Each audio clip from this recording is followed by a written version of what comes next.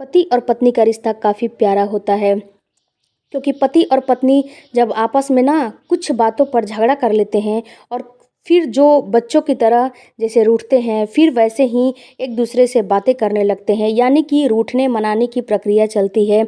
और पति और पत्नी की जो खट्टी मीठी यादें होती हैं, कभी बीच में झगड़ा हुआ तो कभी नाराज़गी हुई तो कभी जो है मान मनौवल हुआ। ये बहुत खट्टी मीठी यादें होती है ये, और ये बहुत प्यारी होती हैं। फ्रेंड्स, आज का जो मैं वीडियो आपको कहानी सुनाने जा रही हूँ, ये वह कहानी भी कुछ ऐसी ही है, पति और पत्नी की है। लेकिन पति और पत्नी में कुछ ऐसी बातें खराब हो जाती हैं कि वह बातें कहाँ तक पहुँच जाती है, वीडियो में आप पूरा देखिएगा। ये कहानी मध्य प्रदेश के दमोह की कहानी है। एक गांव में एक पति और पत्नी रहा करते थे। पति और पत्नी में आए दिन झगड़े होते थे। पैसों को लेकर उसकी एक 1.5 माह की बच्ची भी थी।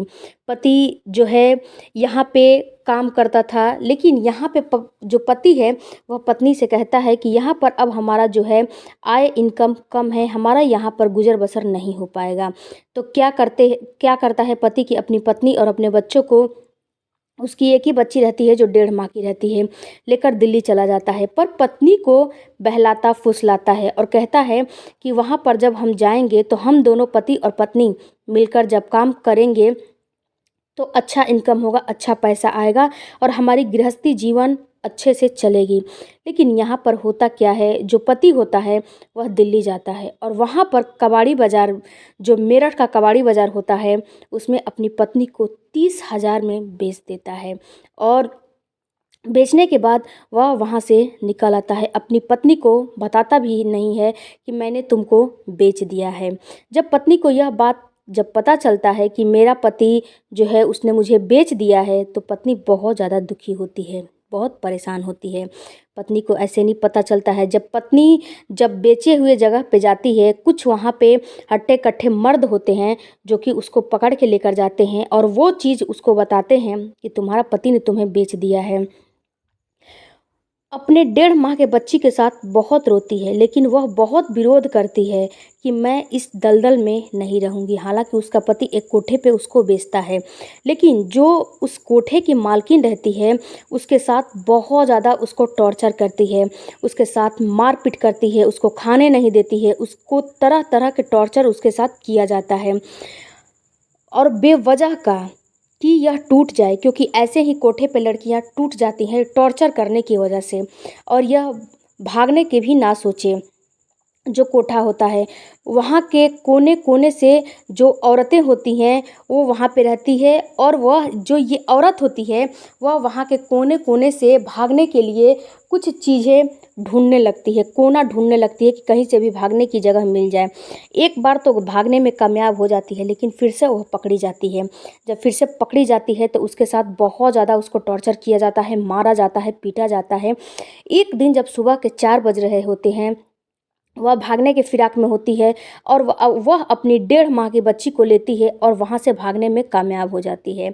जब वह वहाँ से भागती है तो वह अभी सुबह के 4 बजे होते हैं, तो वह बहुत ज़्यादा दूर नहीं जा पाती है। वहीं पर जो वहाँ के जो नाले होते हैं, जो टैंक नाले, बड़े बड़े नाले में टैंक होते हैं, उसी में जाकर छुप जाती है। हालांकि नाले में के टैंक में बहुत ज़्यादा पानी भरा होता है और पूरी तरह से वह गीली हो जाती है और अपनी 1.5 माह की बच्ची को लेकर उसी में छुपी होती है। जब रास्ता चलने ये सोचती है कि जब रास्ता चलने लगेगा तो मैं यहाँ से निकलूँगी, निकल के बाहर जाऊँगी। जब सुबह के 7 बजे होते हैं तो वह वहाँ से निकलती है और निकलने के बाद वहाँ से जो ऑटो का जो वहाँ पे स्टॉप होता है वहाँ पे जाती है और ऑटो में जाने के बाद बैठ जाती है, वहीं पे छुप जाती है। दरअसल वह एरिया ऐसा होता है, जो रेड लाइट एरिया की मैं बात कर रही हूँ, वहाँ पे महिलाएं जो है भीगते हुए, रोते हुए, पीटते हुए, कपड़े ना पहने हुए, नंगे हुए आती जाती हैं। लेकिन वहाँ पे किसी को कोई पूछने वाला नहीं होता है कि कहाँ जा रही हो, कहाँ आ रही हो, क्योंकि सब लोग को यह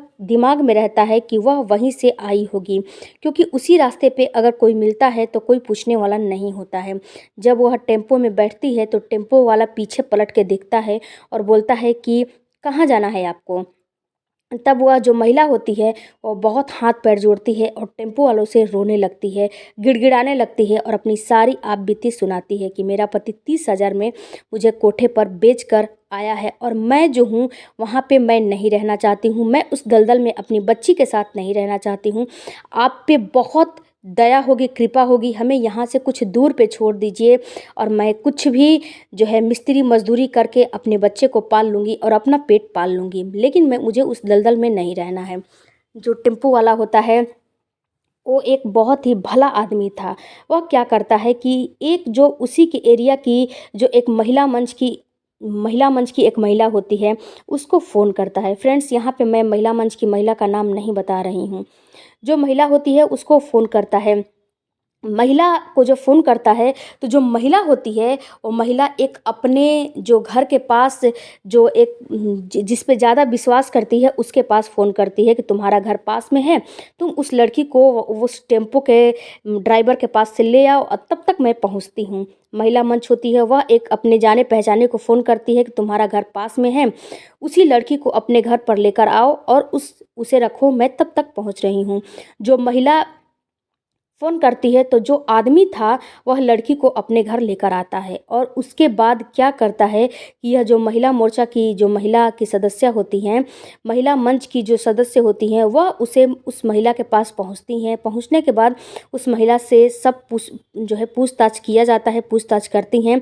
महिला अपना आप बीती सारी रो रो के सुनाती है कि मेरे साथ मेरा पति ने ऐसा ऐसा काम किया है। उसके बाद क्या होता है कि जो इसका पति होता है वह तो बेच कर चला जाता है, लेकिन जो महिला मंच की जो सदस्य होती हैं वह पुलिस थाने जाती हैं, वहाँ पे एफआईआर लिखवाती हैं, रिपोर्ट दर्ज कराती हैं और इस महिला की जो हमदर्द करने की पूरी कोशिश करती हैं, जो है उसका दर्द बांटने की कोशिश करती हैं। लेकिन यहाँ पर होता क्या है, जो महिला सदस्य की महिला होती है, जिस पुरुष पर उसने भरोसा करके उस लड़की को उसके पास छोड़कर पुलिस थाने गई थी, उसने उनके साथ विश्वासघात किया।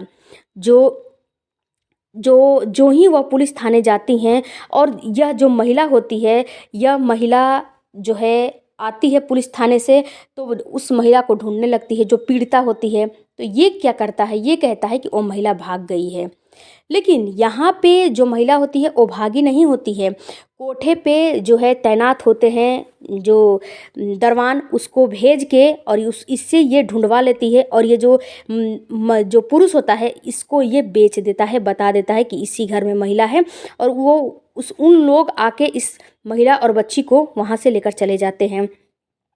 उस महिला के घर से यह लोग फिर से अपने कोठे पर लेकर चले जाते हैं। यहाँ पर महिला सदस्य जो आती है घर पर और जब ढूंढती है कि वह महिला कहाँ है तो महिला नहीं मिलती है। जब यह नहीं मिलती है तो यह जो सदस्य होता है, जो पुरुष होता है, महिला मोर्चा कार्यकर्ता होती है, बहुत गुस्सा करती है उस पुरुष पे, उस जो है जेंट्स होता है, और गुस्सा करने के बाद उसको बहुत डांटती फटकारती है और वह फिर से वहाँ पर जाती हैं और महिला मंच की अधिकारी उससे बोलती हैं कि तुम्हारे घर में बेटी बहन है, अगर उनके साथ ऐसा होगा तो तुम्हें कैसा लगेगा।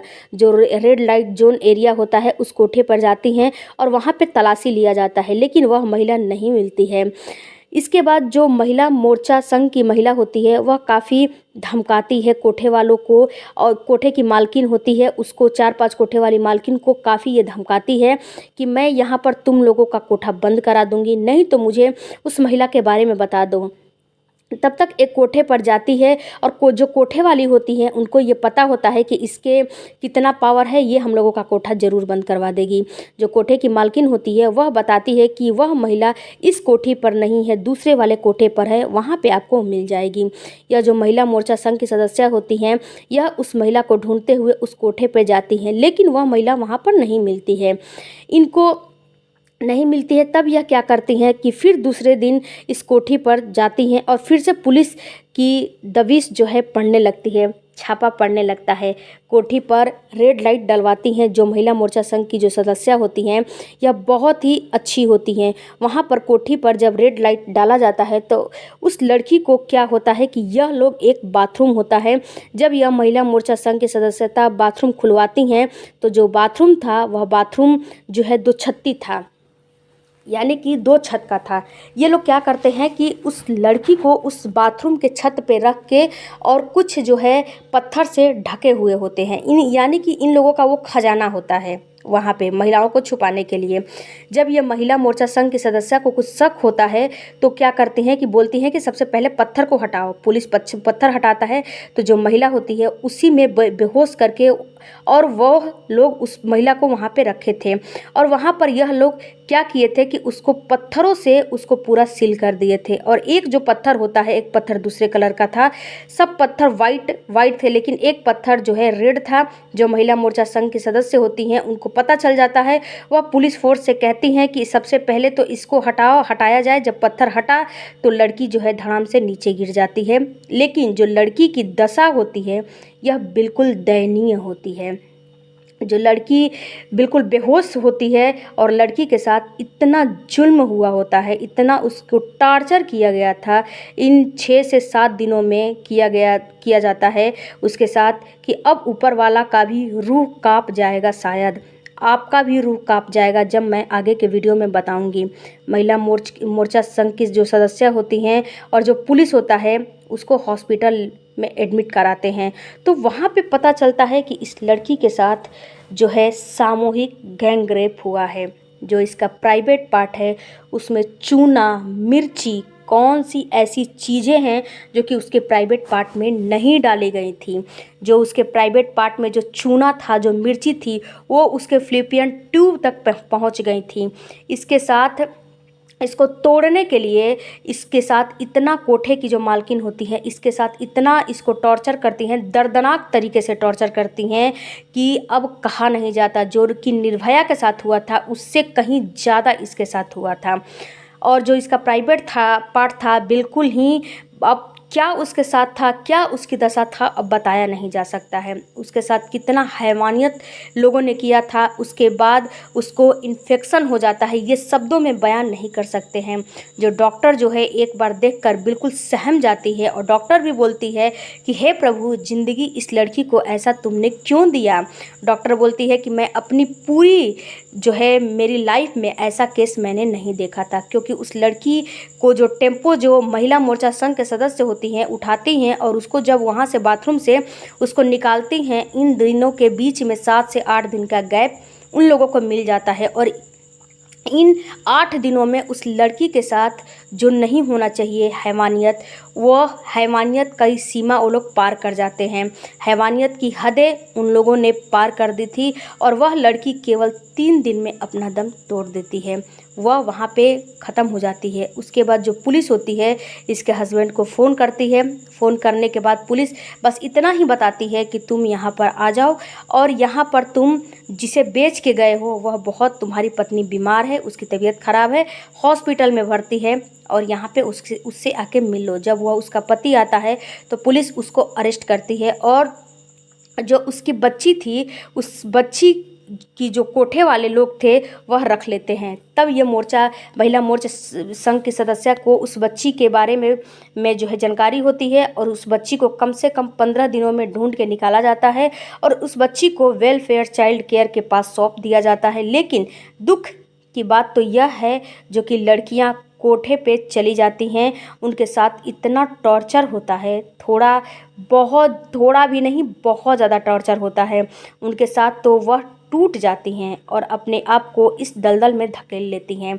उनको टॉर्चर करने में, उनका रेप करने में पुलिस वाले भी पीछे नहीं हटते हैं और यहाँ पे उनका भी हाथ होता है। बहुत दुख के साथ हमें इस बात को कहना पड़ रहा है और अपने आप को उस दलदल में धकेलने के लिए मजबूर हो जाती हैं। इसीलिए शायद इसके साथ इतना टॉर्चर किया गया था कि यह अपना सांस तोड़ दे, लेकिन अपने आप को उस दलदल में नहीं धकेली। जो महिला मोर्चा संघ के सदस्य हैं उनको मैं दिल से सलाम करती हूँ कि उन्होंने ऐसा कार्य किया और उन्होंने एक जो है ज़िंदगी बचाई। वैसे उनका मैं नाम लेना नहीं चाहती थी क्योंकि नाम लेने के लिए मनाही है, क्योंकि यह बिल्कुल जो महिला थी वह बिल्कुल ही बहुत अच्छी थी। एक तरफ जो है उसकी मृत्यु होती है, दूसरी बात जो उसका पति था पति पत्नी का जो रिश्ता था वह काफ़ी खट्टा मीठा होता है। किसी भी पति को ऐसा हैवानियत नहीं करना चाहिए। अब उसका जो पति है सलाखों के पीछे है, आजीवन उसको कारावास हो चुका है। पिछले 1.5 साल में ही उसको कारावास की सज़ा मिल चुकी है। तो दोस्तों, आप लोगों को यह स्टोरी कैसी लगी? इस जो कहानी को मेरा जो आप लोगों को सुनाने का उद्देश्य है, आप लोगों का दिल दुखाना, आप लोगों को परेशान करना बिल्कुल नहीं है, बल्कि आप लोगों को जागरूक करना है कि ऐसी हैवानियत पति पत्नी का रिश्ता बहुत ही जन्मों जन्मांतर का होता है। इस रिश्ते को जितना निभाओगे उतना ही प्यार बढ़ेगा, जितना नहीं निभाओगे प्यार नहीं बढ़ेगा। और कभी झगड़ा होता है, कभी प्यार होता है। पति पत्नी में कुछ खट्टा मीठा नोक झोंक होता ही है। अगर पति पत्नी का रिश्ता खट्टा मीठा नोक झोंक ना हो तो यह रिश्ता रिश्ता नहीं कहलाता है। यह रिश्ता तो बेबुनियाद हो जाता है। इसके साथ फ्रेंड्स, आपसे एक रिक्वेस्ट और करना चाहती हूँ कि अगर आप लोग मेरे चैनल पे नए होंगे तो मेरे चैनल को सब्सक्राइब जरूर कीजिएगा, बेल आइकन प्रेस कर जरूर कीजिएगा। मिलती हूँ अगले वीडियो में, तब तक धन्यवाद।